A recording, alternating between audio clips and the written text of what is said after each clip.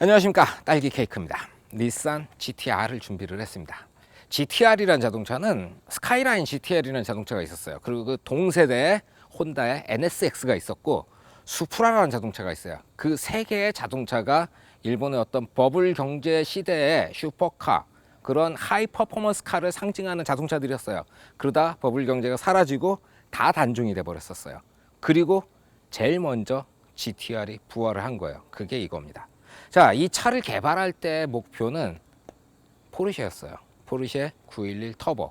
그러니까 목표 자체가 포르쉐랑 동일한 밸류의 어떤 비슷한 등급의 자동차를 만들면서 포르쉐보다는 더욱 파워풀한 자동차를 만들어내라. 그래서 결국 5년 동안 만들어서 이게 나왔고 니르부르킹에서 포르쉐 911을 1초 이상의 차이로 따돌려 버리는 그런 일이 벌어지게 된 거죠. 자, 저도 GTR에 대해서 그렇게 많이 아는 건 아니니까 세세한 부분 하나하나를 살펴보면서 여러분과 함께 구경을 해보는 시간을 가지도록 하겠습니다.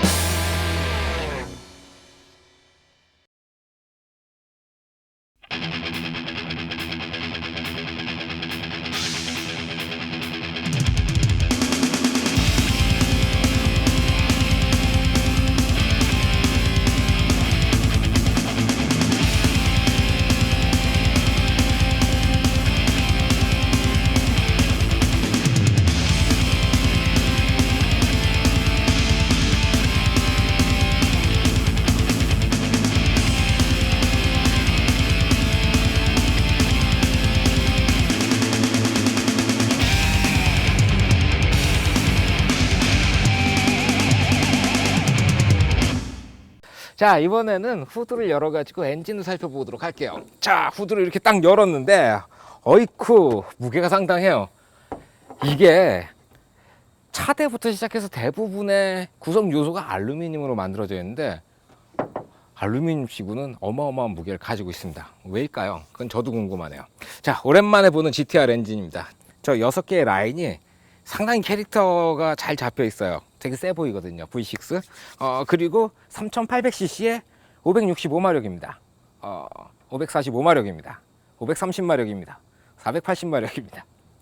아, 버전별로 엔진이 상당히 많이 바뀌었어요. 이 GTR이 처음에 출시됐을 때는 480마력으로 출시가 됐었어요. 그러다가 이제 후기형으로 넘어오면서 마크2 같은 경우에는 530마력이었죠. 그리고 마크3가 되면서 545마력이었고요. 그리고 2017년형 내부가 싹 바뀐 그 녀석이 나오면서 565마력이 돼요. 그래서 저희는 헷갈리니까 다이노에 올려가지고 테스트를 해보기로 결정을 했습니다.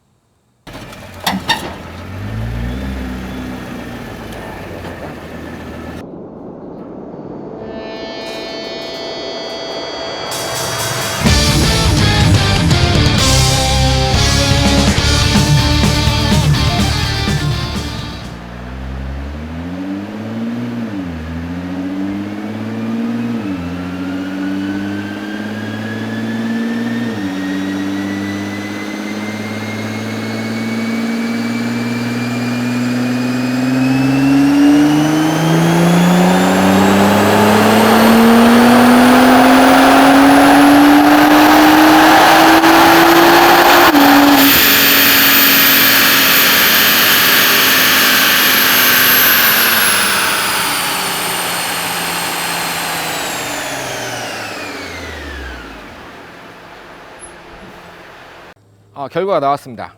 휠마력이 486마력이에요. 그리고 토크가 64예요. 재원상으로도 토크가 64예요. 토크는 전혀 잊어버리질 않았고 엔진 마력에서 휠마력으로 넘어오면서 중간에 좀 사라진 게 있는데 그거는 굉장히 정상적인 범위라고 그러시더라고요. 자, 이 엔진이 나온 지가 벌써 10년이 넘었죠. 그럼에도 불구하고 아직까지도 현역에서 견주었을 때 딸리지 않는 그런 엔진이라는 거예요. 거기다가 사실 GTR이 이 순정 상태의 엔진을 보는 게 이게 지극히 드문 일이에요. 아실 만한 분들은 다 아실 거예요. 누가 그러더라고요. 내가 봤던 GTR 중에서 순정은 단 한 대도 없었어. 대부분의 GTR 오너들이 이거를 튜닝을 하세요. 그러다 보니까 이걸 튜닝해가지고 어제 인터넷에서 보니까 이 엔진이 1750마력까지 튜닝이 돼서 드래그 레이스를 하더라고요. 무시할 수 없는 엔진이에요. 굉장히 강력하고 거기에 트윈 터보에 튜닝의 어떤 그 범위가 넓은 그런 강력한 엔진이라고 말씀을 드릴 수가 있겠네요. 자, 이제 후드를 덮고 뒤쪽으로 좀 넘어가 봅시다.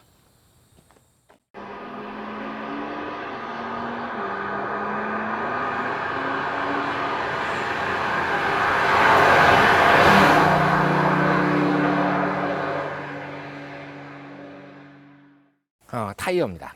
휠하우스도 상당히 널찍하고 오버행도 좀 짧은 편이에요. 자, 타이어 같은 경우에는 순정은 255를 써요. 앞쪽에. 그리고 뒤쪽에 285를 쓰는데 이거 같은 경우에는 265에 305를 꽂아놨어요. 20인치 휠을 사용을 하고요. 그리고 안쪽에 보시면은 이 휠도 상당히 경량급 휠이라고 닛산 홈페이지에 가면 강조를 해요. 거기에다가 브레이크 캘리퍼 같은 경우에는 브em보를 사용을 해요. 앞쪽에 6P, 뒤쪽에 4P예요. 브레이크 디스크는 390mm, 뒤에는 380mm, 15.4인치, 뒤에 15인치 이렇게 사용을 하고 있어요. 닛산에서 이 차의 브레이크를 세팅을 할 때 다운힐에 걸맞도록 세팅을 해놨어요. 그게 무슨 소리냐면은 내려가면서 열을 무지막지하게 받아도 그거를 충분히 빼낼 수 있다는 거죠. 되게 특이하게 이 앞으로 브레이크를 식혀주는 공기가 들어오는 통로가 뚫려 있는데 지금 눈으로 보면 높이 이 정도가 뚫려 있고요. 폭은 이 정도 되는 구멍이 뚫려 가지고 브레이크도 식혀주고 그리고 타이어도 식혀줘요.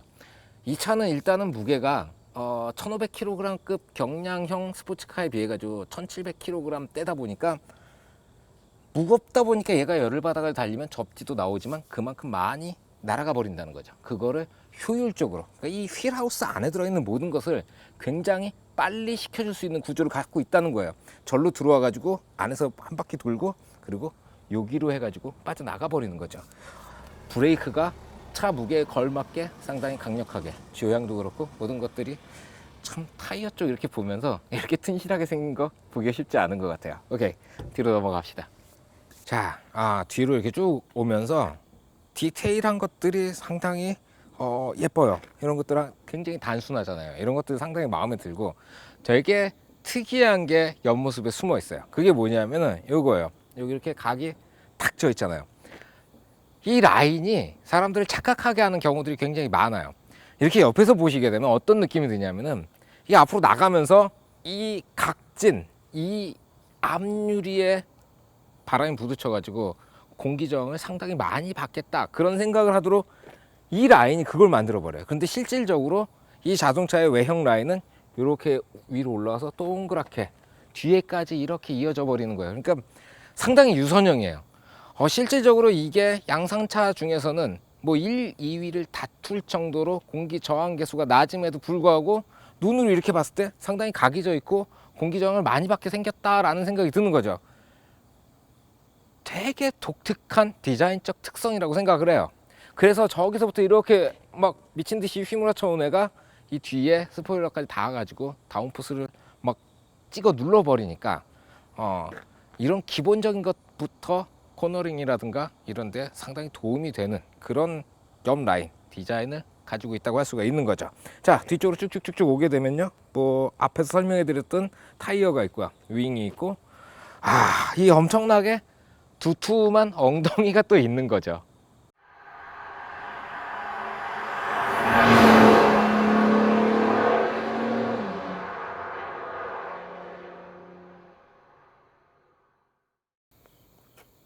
한참을 쳐다보고 있었어요. 제가 이 차의 뒤쪽에 그렇게 관심을 많이 안 기울였었나 봐요. 일단 전반적인 모습을 보면 되게 재밌는 것들이 몇 가지가 있는데, 첫 번째는 이 뒤에가 동그래요. 카메라에서는 아마 이렇게 툭 잘라버린 것 같이 보일 거예요. 그런데 저도 그렇게 생각을 했었는데 이렇게 옆에서 보니까 엉덩이가 진짜 사람 엉덩이처럼 이렇게 볼록해요. 그거 너무 귀엽네요. 자, 위쪽에 뒤에 와서 새삼 보이는 게 이 녀석입니다. 뭐랄까요? 그냥 우리가 흔히 말하듯이 스포일러라고 부르기엔 너무 커요. 윙이라고 불러야 될 것 같아요. 그 슈퍼카들 R8만 봐도 뒤에서 올라가잖아요. 요만한 게 실제 사이즈가 요만해요. 그게 이렇게 올라가고 끝나요. 근데 얘 같은 경우에는 길이가 이만해요. 한 25cm? 상당히 커다란 윙을 가지고 있어요. 이게 만들어내는 다운포스가 앞에서 그냥 적당히 설명해 드릴 만큼 그렇게 작은 게 아니고 어마어마하게 나올 것 같다는 생각이 들고요. 자, 그리고 GTR의 트레이드 마크죠. 이 동그란 테일 램프. 이 안에 이제 후미등하고 그리고 깜빡이 뭐 이런 것들이 다 이 안으로 수납이 돼 있어요. 그런 것들이 기능이 동그란 거 하나에 상당히 많이 들어가 있다는 생각이 드네요. 밑으로 쭉 내려와 보면요. 머플러가 보이죠? 무지하게 큽니다. 이렇게 넣으면은 손이 들어가요. 진짜 어마어마하게 큰 머플러가 4개나 달려 있고요. 그리고 그 옆으로 딱 와보면은 풀카본으로 만들어진 디퓨저가 있어요. 이걸 이렇게 보고 생각이 드는 게 뭐 페라리라든가 이런 자동차들 보면은 디퓨저가 이렇게 파여 있고 거기 세로로 날개가 조그마한 것들이 몇 개씩 달려 있고 이래요. 근데 얘 디퓨저에는 날개가 없어요. 이게 뭘 의미하는 거냐면은 위쪽으로 이렇게 넘어와 가지고 막 뒤로 와류가 치고 막 이러잖아요. 그러니까 위에서 눌러주면서 뒤로 빠져나오는 공기도 있는데 저 앞에 라디에이터를 통해 가지고 나온 공기가 차 밑으로 들어와 가지고 여기까지 팍 하고 튀어나오잖아요. 다운포스를 발생시키려면은 윗공기도 와야 되고 뒤에 공기 속도도 와야 되고 이 두 개가 밸런스를 맞춰 가지고 가야 되는데 속도가 빨라지면 빨라질수록 뭐가 툭 튀어나왔다는 건 거기서 공기 저항이 발생한다는 거잖아요. 그러니까 고속형 디퓨저예요. 다른 것들도 물론 고속형이긴 한데 얘는 너무 스트레이트해요. 그래서 디퓨저를 이렇게 보고 있으면 좀 강해 보여요. 자, 그런 게 있습니다. 다음은 트렁크입니다. 트렁크를 딱 열잖아요. 트렁크가 굉장히 커요. 얼만큼 크냐면은 폭은 차폭하고 같고요. 그리고 깊이는 이 정도. 그리고 위아래로는 이 손을 이렇게 넣어보면은 이렇게 한 이 정도 들어가요. 대략 어느 정도 사이즈냐면 골프백 2개 정도는 충분히 들어가는 사이즈예요. 자, 스포츠카 치고는 상당히 커다란 트렁크를 가지고 있어요. 그게 이 자동차의 아이덴티티입니다. 자, 이름이 GTR이잖아요. 그란 투리스모 레이싱. 영어로 하게 되면 그랜드 투어러 레이싱 이렇게 나오는 거예요. 그랜드 투어러가 뭐냐면은 1950년대 이전에는 차들의 어떤 그 개조에 대한 기준이 없어가지고 막 엔진 이따시만한 거 넣고 막 이렇게 만들다 보니까 사람이 타면 그 레이싱카를 양산차로 만들었을 때 사람이 타고 어디 가기가 너무 힘들었던 거예요. 그래서 GT라는 장르가 만들어졌어요. 유럽에 뭐 이탈리아에서 차를 몰고 프랑스 거쳐가지고 독일까지 가거나 뭐 이런 장거리 여행을 할 수 있는 자동차를 GT라고 부르는 거예요. 자, 이 차의 아이덴티티이자 이름이자 정체는 GT예요. 기본은 GT입니다. 그러다 보니까 여기에 장거리 여행을 할 수 있을 만큼 짐을 실어야 돼요. 그게 아니면 GT카가 아니니까요. 그런 특징이 이 안에 들어가 있다고 생각하시면 되겠네요.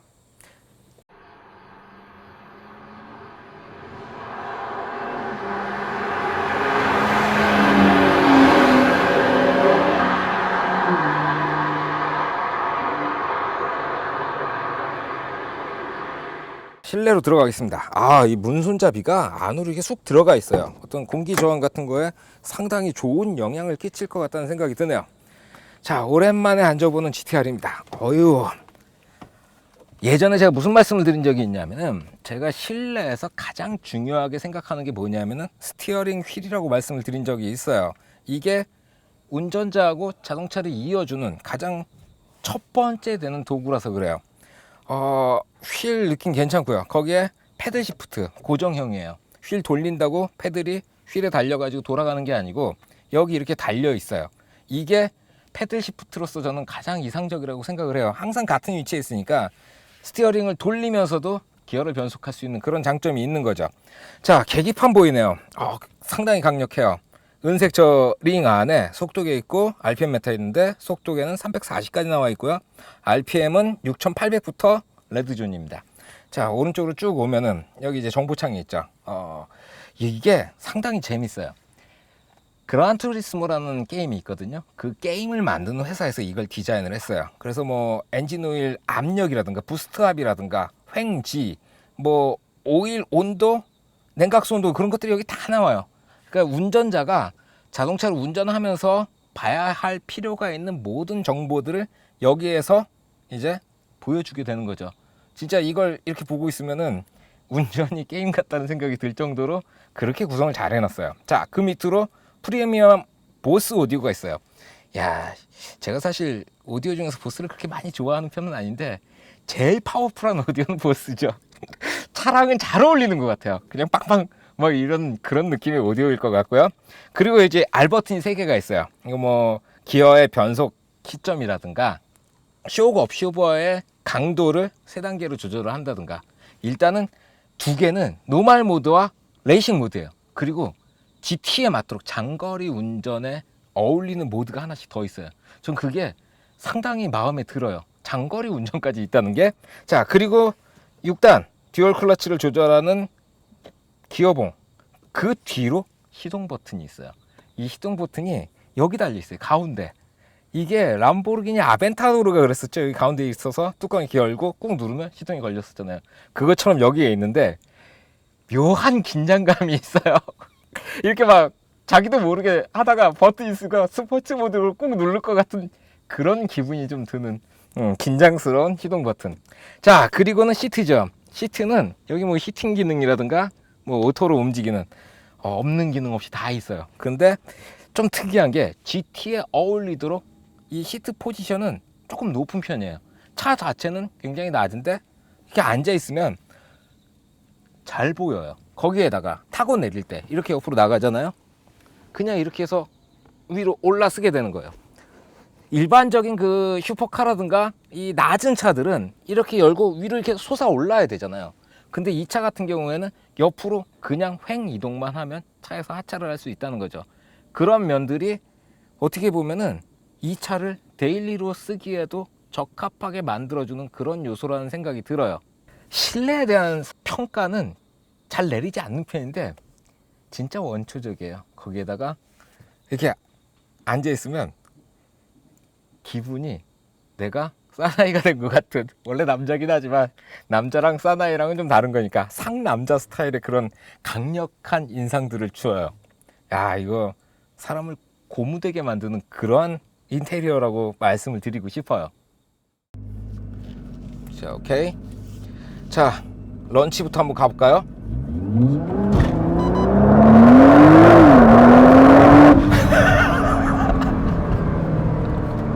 자,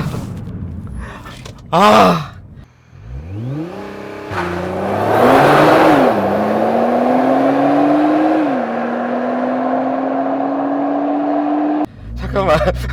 제가 차를 몰고 나왔는데 스타트를 좀 임팩트 있게 런치 컨트롤부터 가자 이래가지고 지금 런치를 한번 시도를 했는데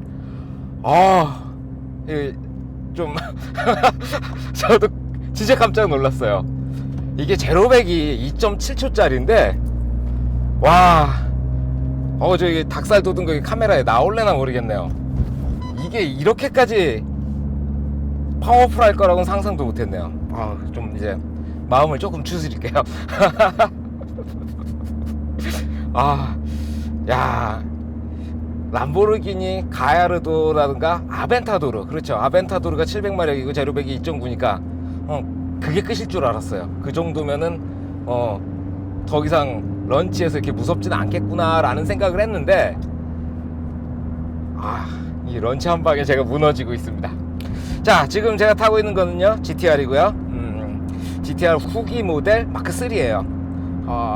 일단 마력수는 545마력이고요. 엔진은 V6 3.8L짜리, 거기에 토크는 64입니다. 수치상으로 보면은 완벽한 슈퍼카라고 할 수가 있어요. 거기에다가 차가 이렇게 전해주는 느낌들 있잖아요. 이게 떡대가 커요. 그러다 보니까 이 바닥을 지면을 적응하는 면적 자체가 상당히 광범위한 그런 느낌이 들어요. 자, 거기에 엔진에 대한 거는 일단 제가 깜짝 놀라는 바람에 두서없이 시작을 해버렸네요. 그리고 그 뒤로 미션이 붙어 있습니다. 미션이 엔진이 저 앞에 있고 바로 뒤에 미션이 붙어 있는 게 아니에요. 미션은 어디 붙어 있냐면은 이 뒤에 붙어 있어요. 그래서 엔진하고 미션 사이에 샤프트가 이렇게 큰 게 하나 들어가 있고, 그리고 미션이 뒤에서 다시 앞쪽으로 구동을 또 보내줘요. 이건 AWD니까요. 그걸 보고 아테사 시스템이라고 불러요.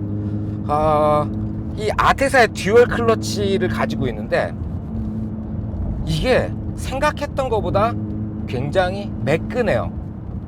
저는 이게 굉장히 그 과격한 자동차라고 생각해서 미션 반응도 막 바뀌게 되면 턱턱 그러면서 그 뭔가 빵빵한 그런 느낌을 줄 줄 알았어요. 자, 패드 시프트로 해가지고요. 1단 들어갔고요.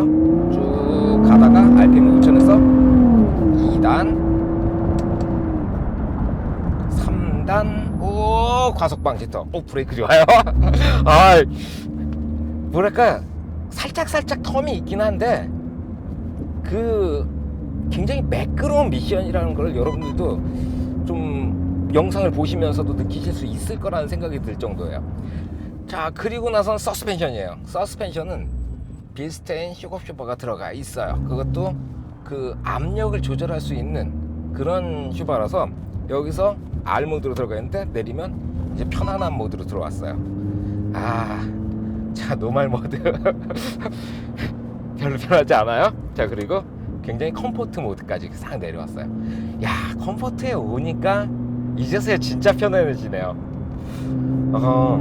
좀 전까지만 해도 블랙박스에서 계속 삐삐삐 거릴 정도로 딱딱하던 서스펜션이 컴포트로 오니까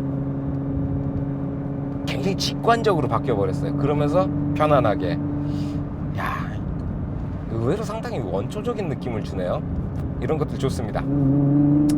자, 아까부터 해서 계속 그 매뉴얼로 가고 있었어요. 어째 차가 거칠더라. 자, 굉장히 편안하게 바뀌는 빌스테인인데도 불구하고 컴포트가 이렇게 편할 줄은 상상도 못했네요. 그리고 브레이크죠. 브레이크는 6P, 4P 브레이크가 달려 있어요. 지금 시속 한 60 정도에서 이제 그 브레이크 한번 밟아보죠.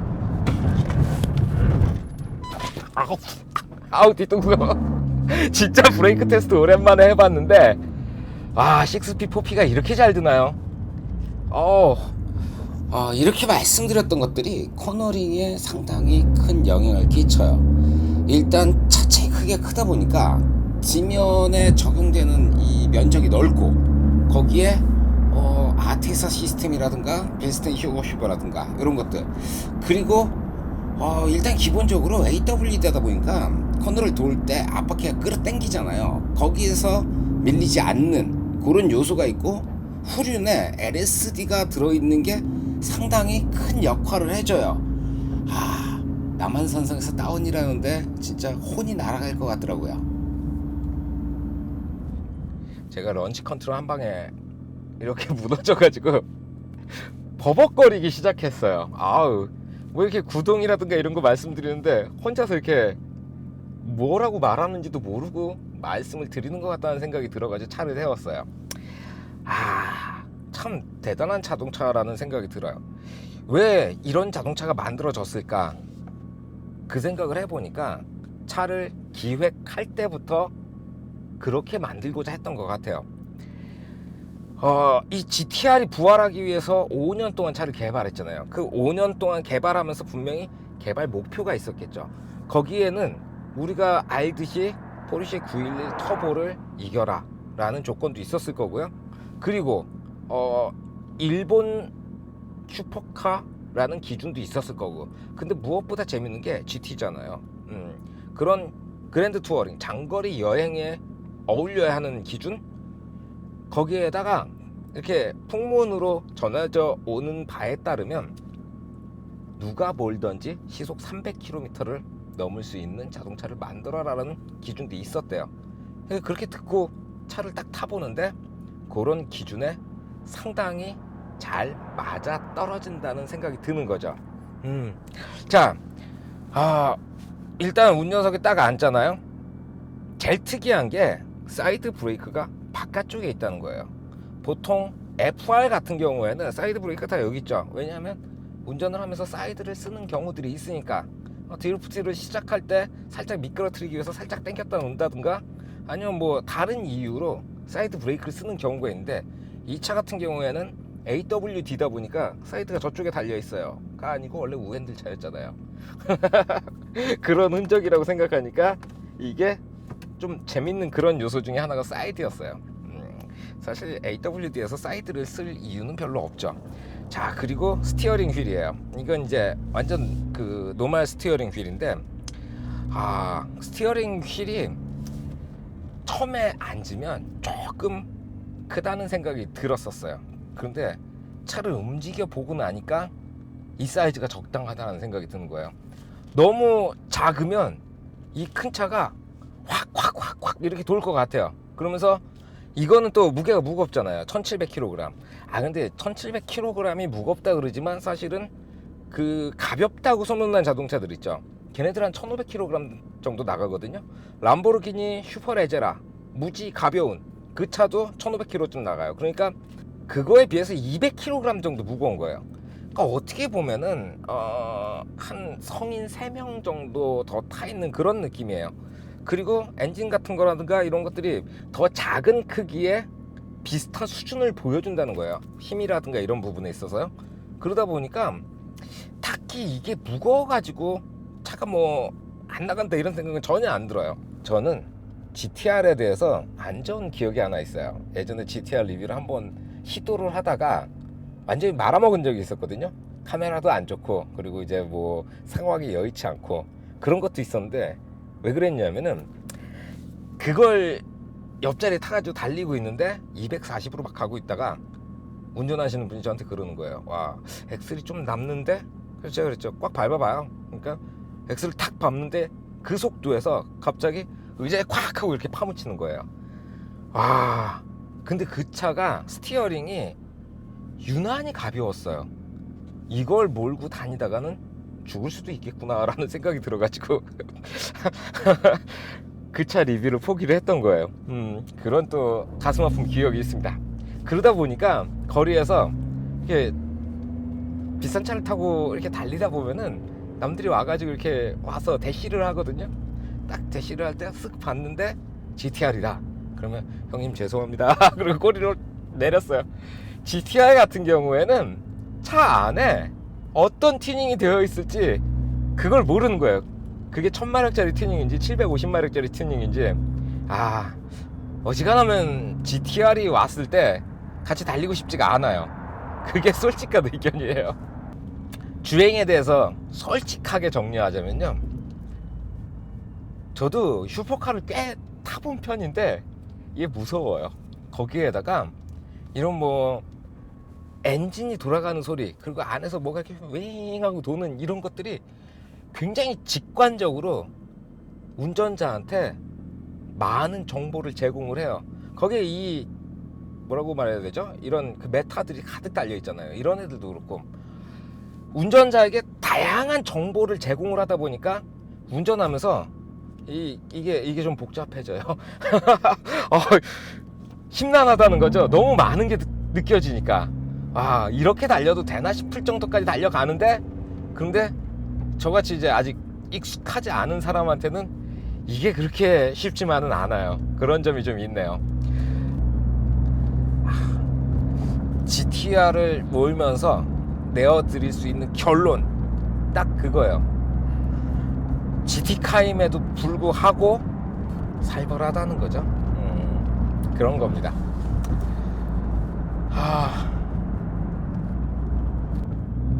세포가 살아나는 그런 느낌이에요.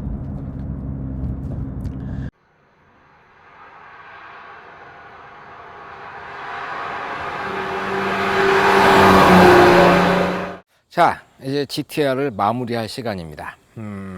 이름이 GTR, 그러니까 GT카의 특성을 다 가지고 있죠. 일단 트렁크도 크고 시트도 편안하고 거기에 장거리 운행 모드까지 가지고 있어요. 그런 점을 비추어 봤을 땐 이거는 완벽한 GT카라고 할 수가 있죠.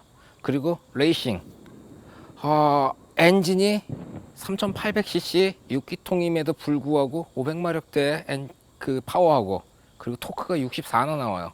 제로백이 2.7초예요. 이거는 람보르기니 아벤타도르보다 빠른 순발력.